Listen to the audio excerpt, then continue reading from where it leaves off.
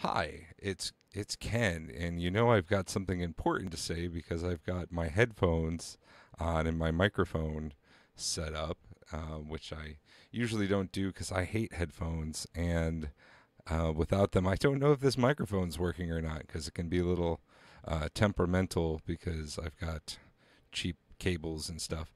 But it's actually a very nice microphone. It's just my stuff gets trashed all the time. Um, so anyway, so I got this set up to say something important, right? So what's more important than Star Wars, right? Everybody's been talking about it. I guess I'll have to talk about it too because it's like every day I click onto YouTube and YouTube's like, would you like to see another person's opinion on Star Wars, or more so, here's the same person's opinion on Star Wars over and over and over again in my recommendations feeds because that seems to be the only thing that YouTube is for anymore. Is talking about Star Wars. It's probably why I don't have any clicks. So let's talk about Star Wars. Star Wars Episode 8. So this was a very problematic movie on a number of levels that I can't even begin, but I'll try. Star Wars Episode 8 The Last Jedi is now out on Netflix, so if you haven't seen it yet, you should check it out, or you should go back and take a look at it to remind yourself what the problem was. Now, I do. I used to, I should say. I used to make a lot of movies, but the past couple of years, my hobby has been fan editing. For those of you unfamiliar with fan editing, it's where you take a movie and you recut it to change it to how you see fit as a fan. But it's not a for-profit thing. It's just mental exercises and just something to have fun with.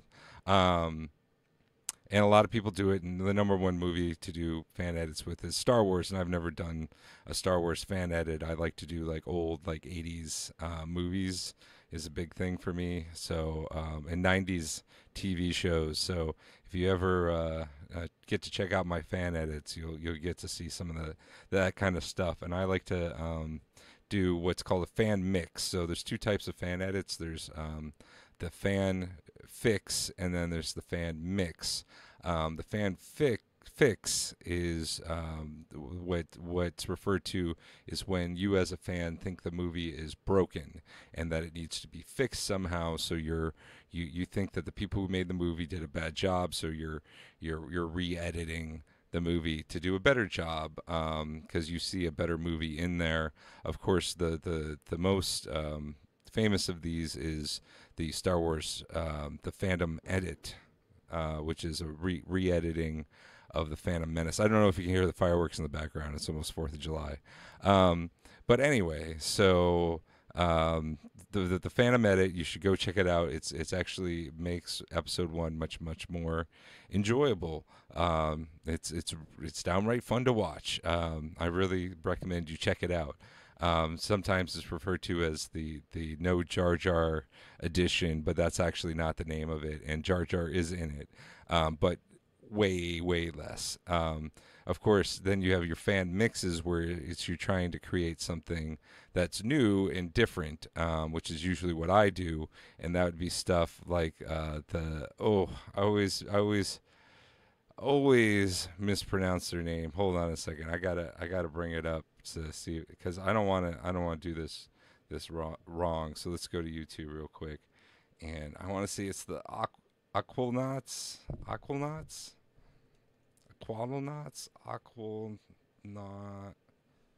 Aqua, Aquanauts, Aquanauts. That's not it.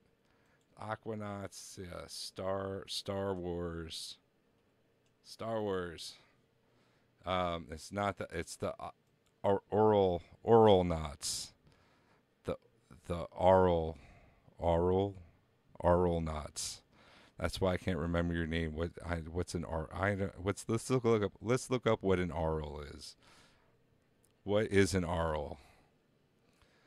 Referring to the ear or the sense of hearing. So, um, yeah, that makes sense. That's very smart name for these guys. So what they do is they do the bad lip reading, if you've ever seen those. So what they redo the Star Wars movies, and they redo the voices, and it's really great, and you should check that out. It's a lot of fun. It's my favorite fan mix that they do. That's out there for Star Wars specifically. Um, but fan fixes is when there's a good movie in there, and you want to take it, see if you can extract that good movie from the final edit. Which is, there's often different edits of the movies. A good example is Brazil. So or Blade Runner. There's Superman. There's the director's vision, and then there's this what the studio does after marketing. Which would, why don't we have both? Is that too much to ask for, to have both? I mean, does it cost anymore? You're already renting out two theaters to the same movie anyway. Why not have the studio version and the director's version? I would love to see the director's version of what's the DC bad guys? What are those guys called? Suicide Squad. I'd love to see the director's version of Suicide Squad. It sounds like a terrific movie, but we'll never get to see it, unfortunately, unless WB decides to, loosen the reins a little bit. Hopefully it will. But we're talking about Star Wars right now. Disney, not WB. I love WB. That's a lot. I do mostly WB stuff, but which is why I've never done Star Wars, because it's just Fox, Disney. I've done a little Fox, but I guess it's not Fox anymore. I'm so confused.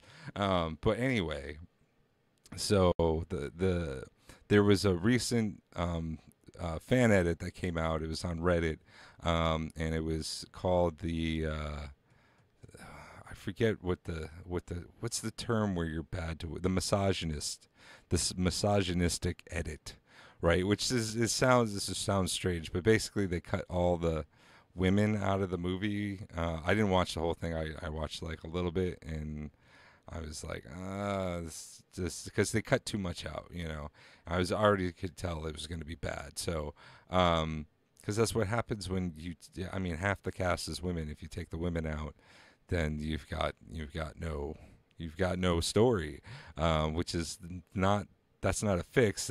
I guess that's a mix. I guess that wouldn't be a fix. It depends on whether you're misogynist or not. If you're misogynist, I guess it's a fix, and if you're not, and you're doing it to show what a bad movie it would be, then I guess it's a mix. In the rules of Star Wars fan editing. But anyway, we're talking about episode 8 here. So it just came out on Netflix, and I was like, oh, I can do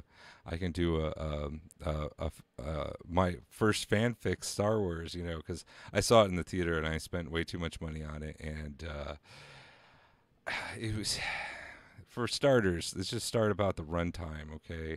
So 2.5 hours. That's a long time. That's like way, way, way, way, way, way too long for a movie. That's like two movies slapped together, which is what this is, and which is where the where the ship goes in the wrong direction.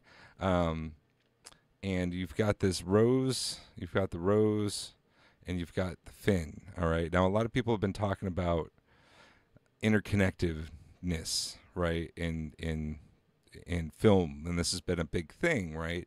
And so, Disney, Marvel, you don't need to know everything that's going on because you've seen it in another story, right? And they're trying to create this interconnectedness in the new Star Wars, but we've only had these characters for one, episode, and it doesn't really tie into anything else, and that's the problem. Is this whole thing where they go to this planet, and there's like gambling, and then they rescue some animals, and then here, and then like the dude comes and saves them, and it's all irrelevant. They break onto the ship, right? Where is that? Somewhere.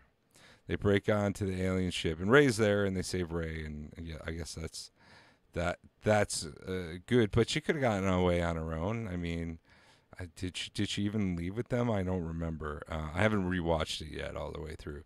But anyway, that's not enough of a plot connector because you can just easily do something else and get the same result.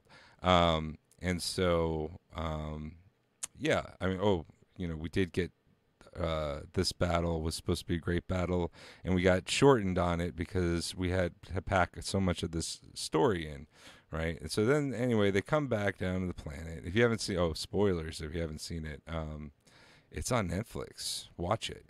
They get down to this planet here, and they have a nice fight, and then Finn's gonna save the day, and then Rose. Here, I got to turn down the music because that's what I get flagged on the copyright. So anyway, so he comes down and he's gonna save the day. Finn's learned something about life and the importance of picking a side, and then Rose does that, destroying both the ships, possibly killing both of them, and also allowing the thing to blow up the door. And so they explained it away. It's because they're in love, and that's why she did it. Because there's things, fighting a war isn't about blowing up the other guy. It's about finding love and reasons to go on. I'm guessing was the thing, right? Which is it's a nice moment. I don't have any problem with that. I mean, if that's the philosophy that they want to go with, okay. I don't see anything not Star Wars about that.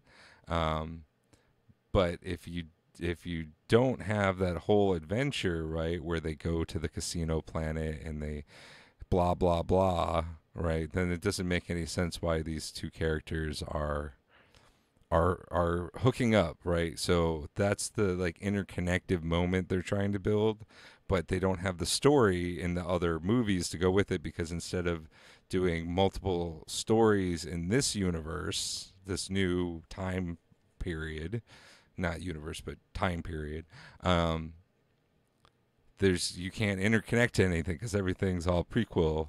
All the other movies are prequel, so it's not connected to this. So that they want that interconnectivity of multiple stories that resolve themselves in a big film, major film, but they didn't make the other movies, so they crammed it.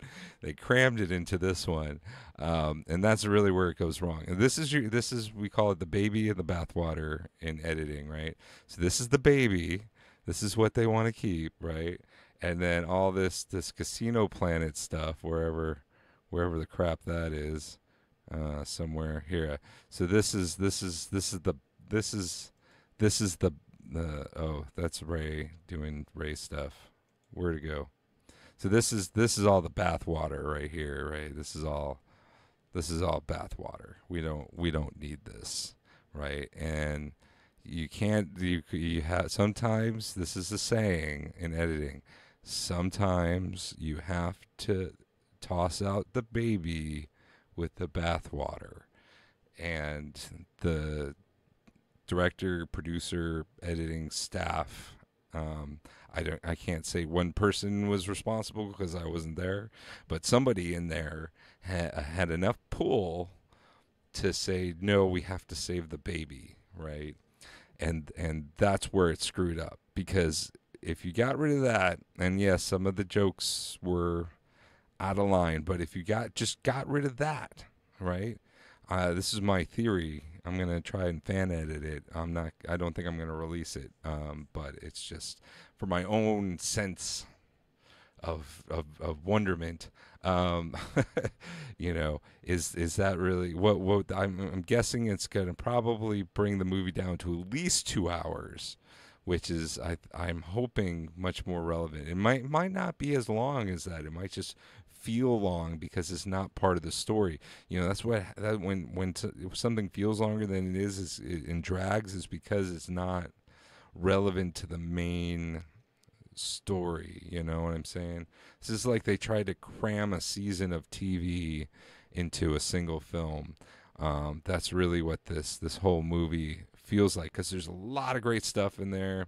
Kylo Ren, Luke Skywalker, Rey, the Wookiee guy, Chewbacca, um, all of it. All of it. There's a lot of great stuff there, and there's a great complete film there.